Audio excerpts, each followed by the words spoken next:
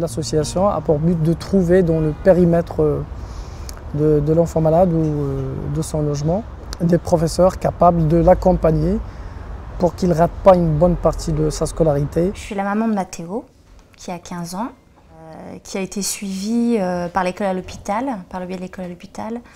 Et c'est vrai que par rapport aux traitements qu'il a eus, qui étaient des traitements lourds, au niveau de l'école, c'était plus possible de faire une scolarité normale. On nous a effectivement parlé de l'école à l'hôpital, qui effectivement pouvait s'occuper justement d'aider, d'avoir un soutien scolaire sur certaines matières pour ces enfants donc malades. C'est un vrai soulagement en tant que parent et c'est très rassurant. C'est vraiment en amont d'un projet scolaire d'un élève, réfléchir ensemble à quelle réponse l'institution, donc les SAPAD et nous, l'association École à l'hôpital, quelle réponse on va pouvoir donner pour apporter le meilleur projet scolaire à l'élève.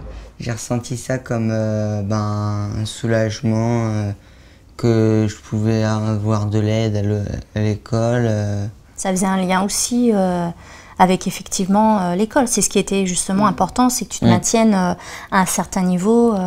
Oui, je pouvais je pouvais aller à l'école, je pouvais quand même aller à l'école comme les autres, même si on a découvert cette maladie-là. J'ai l'impression quand même de travailler mieux quand je fais les cours particuliers, parce que je suis plus au calme.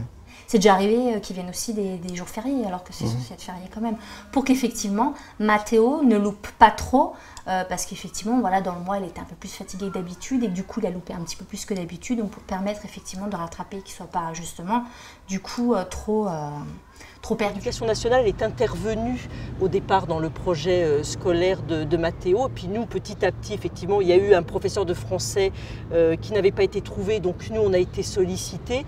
Et puis les années d'après, je dirais qu'on a presque pris le relais parce que c'est vrai que ça fonctionnait bien, qu'on était extrêmement réactifs.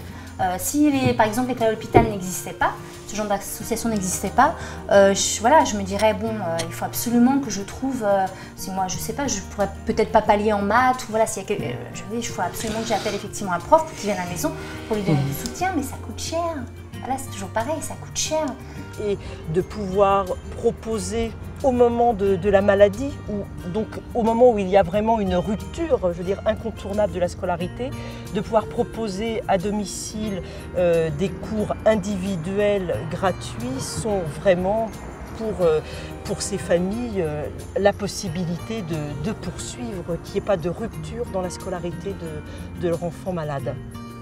J'ai l'impression de faire les choses comme les autres, de partager des choses avec les autres. Ouais, c'est pour ça que le lien justement au-delà aussi de la scolarité, c'est important quand même qu'ils se sentent inclus effectivement dans sa classe.